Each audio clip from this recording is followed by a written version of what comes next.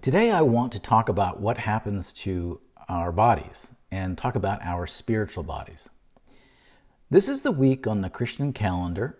It's the Sunday after Easter. We remember that Jesus appears to his disciples in a body that still holds scars of crucifixion. Famously, the disciple Thomas misses the first time that Jesus appears to the others, but he hears about it from his best friends. And still he says, I won't believe it until I see it. Until I feel the scars, I don't believe it. So then Jesus appears to all of them again, and this time with Thomas there.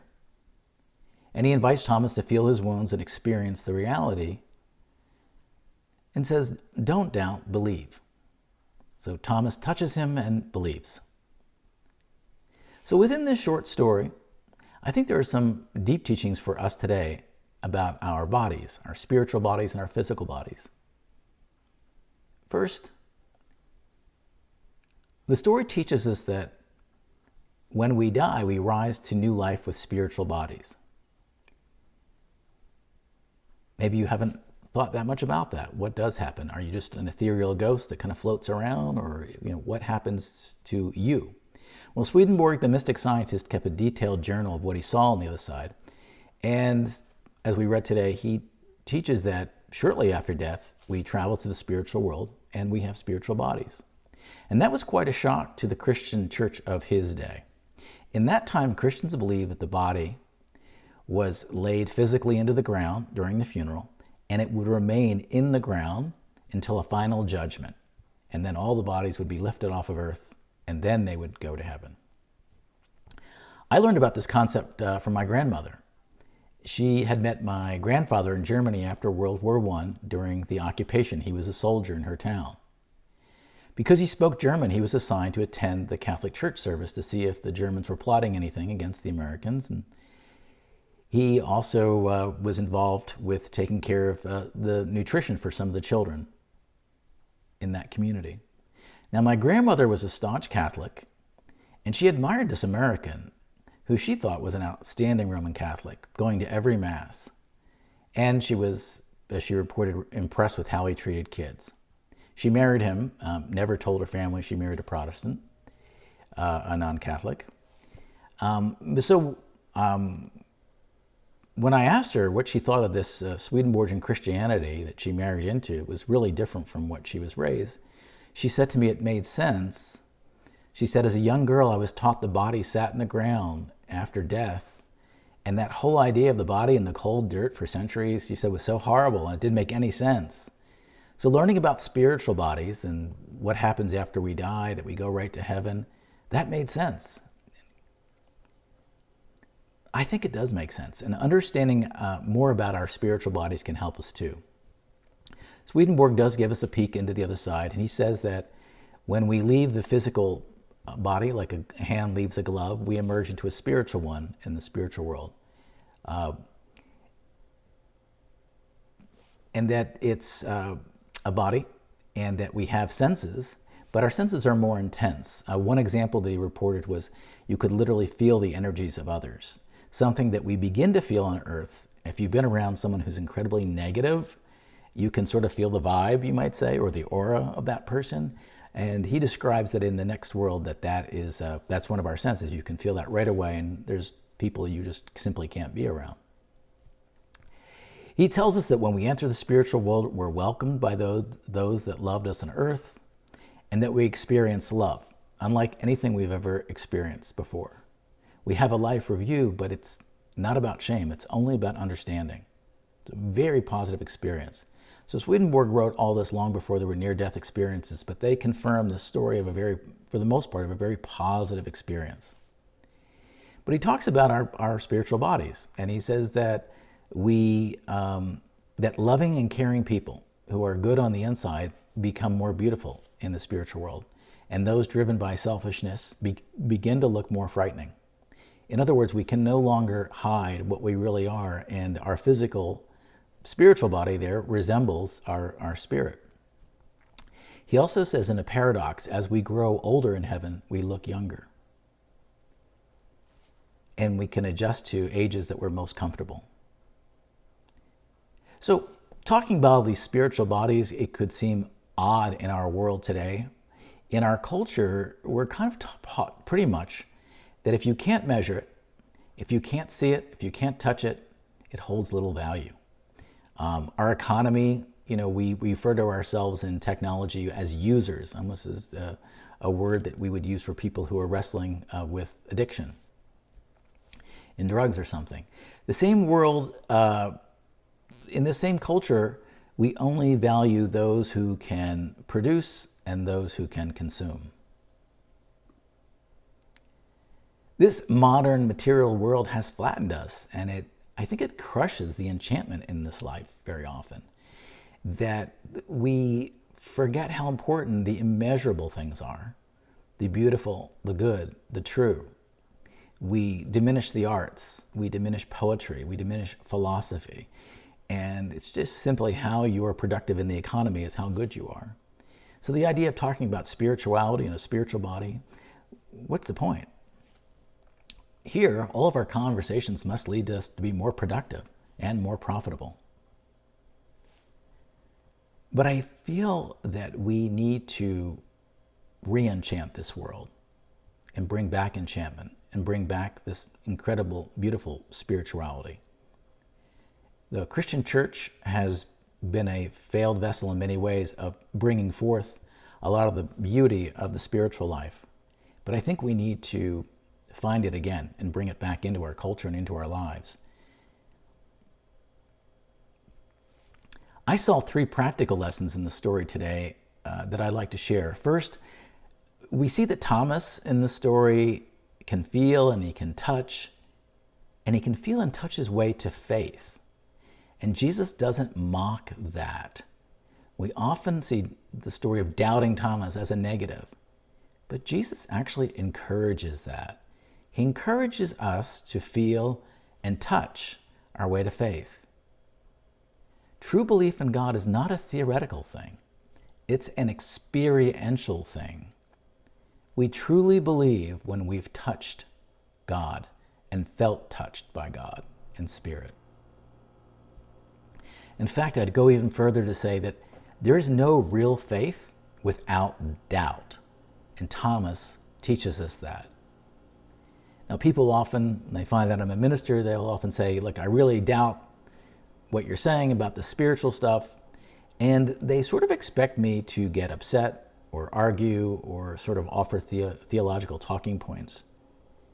And instead I just tell them, oh, well, you really can have faith without doubting. So your doubting is really a good thing. You cannot inherit your belief and it be a true connection, a true spiritual connection. You must at some point doubt what's been handed to you and wrestle with it and make it your own. I found that people who simply inherit beliefs with no doubts are not ready when life gets complicated. And life does get complicated.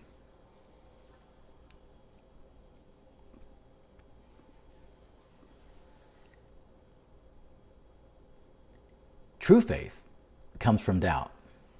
And that's the lesson of Thomas. We can touch and feel our way to faith. It's not a blind belief.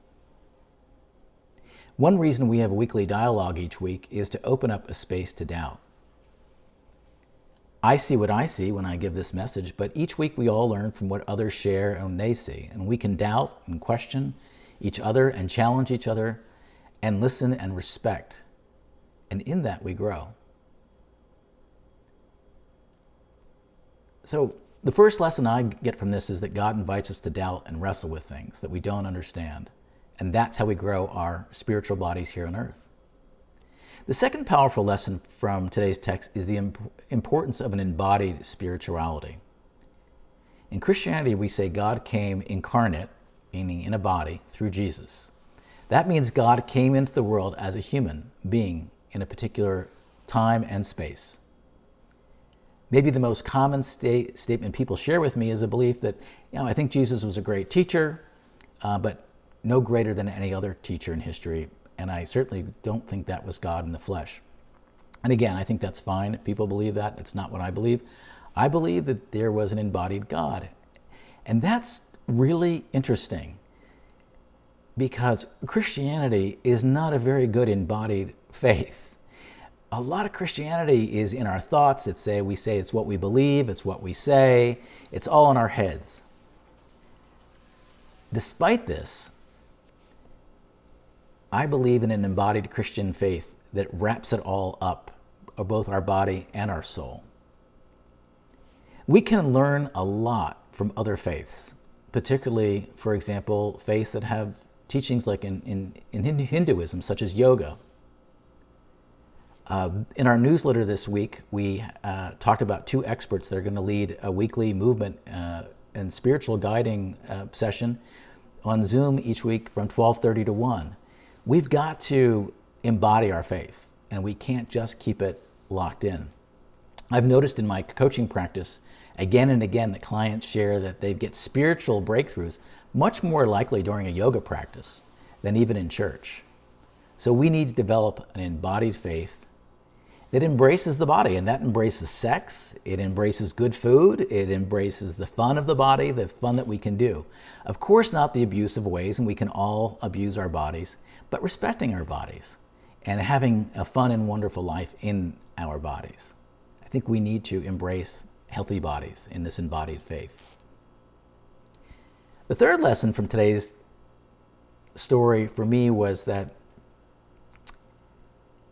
what happens to our bodies after death is that we can retain the scars of our experience. That might sound a little negative. But you and I have some physical scars on our bodies, probably. They all, if you think about them, they remind us of a traumatic moment in our life, maybe. But we also have scars on our spiritual body. We've all had trauma. We've all been stabbed in the back by a close friend, maybe. We talk about tough times and we say, and I've got the scars to prove it. And we mean we've got trauma. We went through something difficult. And some of those scars have left wounds so deep that we are still wrestling with that trauma, and we will probably wrestling it for the rest of our lives. I see a great teaching in Jesus carrying his scars in his spiritual body. They're part of him. In fact, it's the scars and the traumas and the suffering that makes us human. No one gets through this life without them. They represent the challenges that we have faced. Those challenges gave us a chance to grow deeper in faith, love, compassion, and forgiveness. And here's why that's important. As we leave this life, we'll leave behind all those things the culture told us was so important. The things we can measure, the things we can see, the things we can feel. We leave our physical homes. We leave our physical bank accounts. We leave our status, our titles, our careers when we leave our physical bodies. And they say you can't take it with you. And that is true in physical terms. But it's also wrong. Our spirit lives on, and so do our scars, our memories, our loves, our passions, our connections. That is our essence, and that lasts forever. And it includes the suffering that we've all worked through. I find that quite profound that Jesus uses his scars to teach. And we too can take our traumas, those terrible moments in our lives, those challenges that we fought to overcome, those times of suffering, we can take all those moments and we can grow spiritually. And they become us, and that becomes our spiritual body.